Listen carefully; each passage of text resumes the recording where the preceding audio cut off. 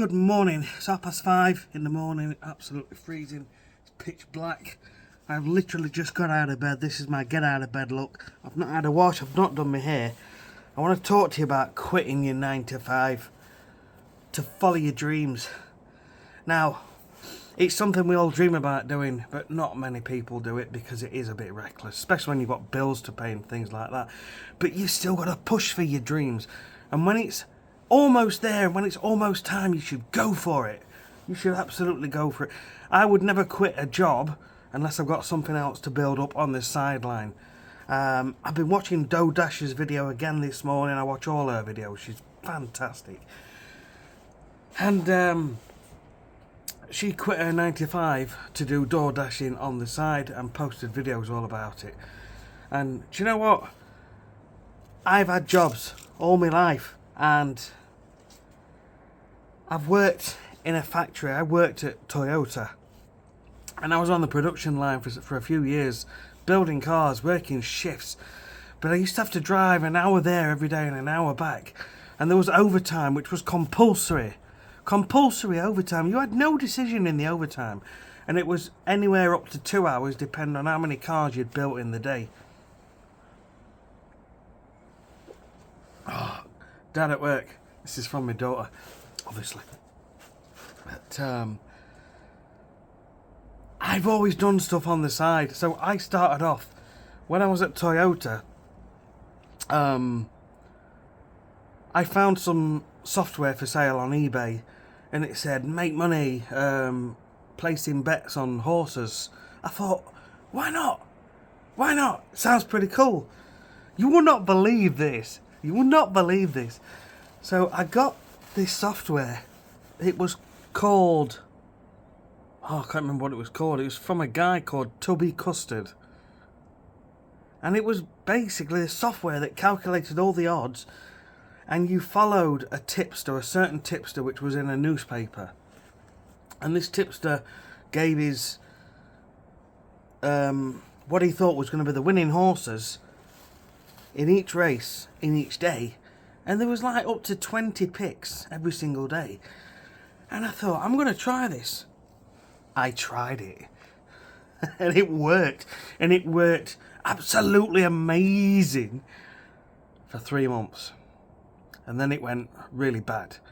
And I'm going to get to that. I'm going to tell you, but just please hear me out. Let me just explain. You won't believe the amount of money I was genuinely hand on heart making. So it's tax-free because it's called gambling. It's betting on horses. And for the first 3 months, I was using my own money, and it was working so well. I used a credit card, and I put £6,000. And in the end, with my own money, I had £10,000 in the system. It was making me £300 to £400, which is like $500 every single day, for days and days and days. And on a Saturday, £600, which was $700-800. On a Sunday, £700. This was absolutely stupidly crazy. It was absolutely amazing. All this money was coming in, and I genuinely and on heart believed it so much. And I was like, this is going to be an amazing Christmas. The feeling was genuine. It was absolutely incredible.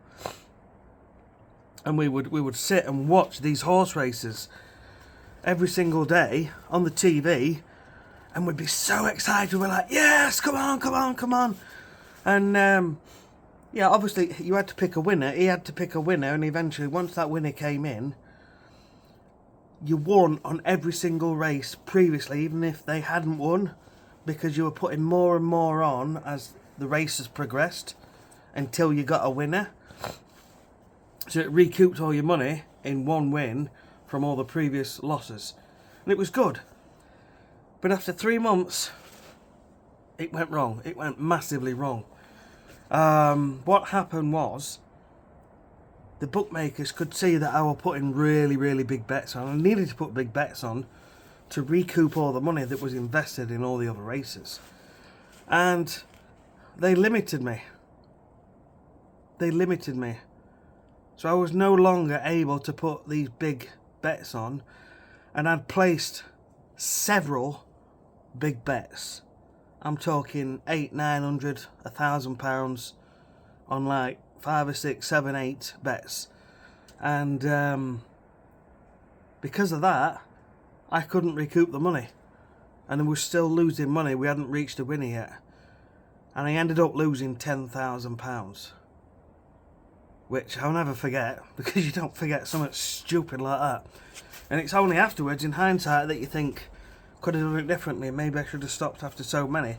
Maybe I should have not been so greedy and just done small bets. Anyway, you won't believe this, but when I was at Toyota, I actually quit my job at Toyota for the horse racing, because I believed it so much. It had been going well for a couple of months. And when I was making £300-400 a day at home, I thought, forget this, I've had enough. At Toyota, I was on the production line, and they asked me on this one occasion to step in for a team leader and doing stuff what I knew nothing about, and it absolutely frightened me to death. Oh yeah, we need you to be a team leader on that line because someone's rang in sick.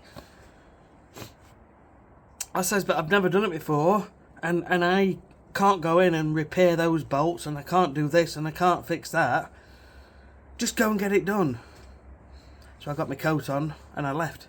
I never went back.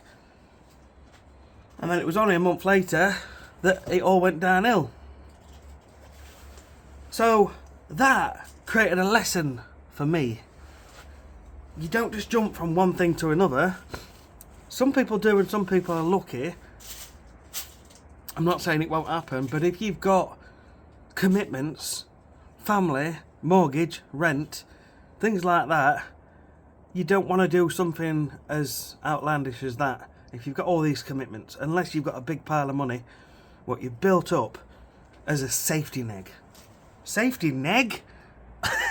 Safety nest. Safety nest, a safety egg. To tide you over during the low times and the up times. God, it's absolutely freezing. I've come up here right up to the top of the garden because it's down there is the house. We've got a long garden. And at 5:30 in the morning, I'm going to be waking people up. We can't be doing that. Excuse me, I'm just sipping on my coffee to keep me warm. I'm in my PJs. I literally woke up, and the first thing I watched was a Dodash video. And it's got me so fired up.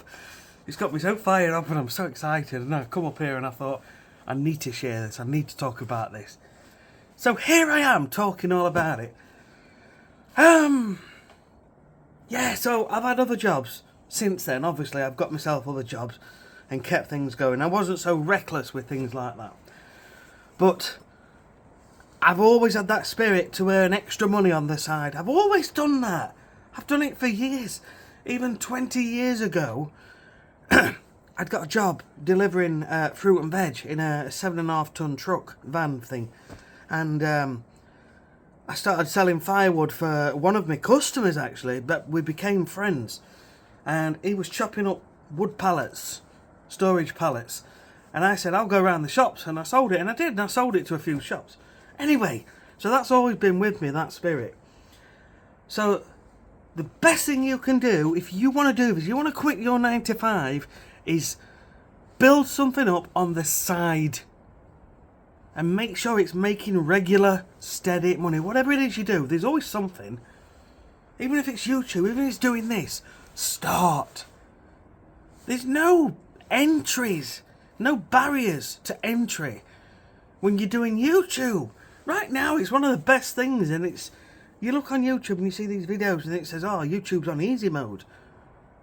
Give it a go. What have you got to lose apart from you have this fearless scariness that someone is going to laugh at you? Do you know what? So what? Let them laugh.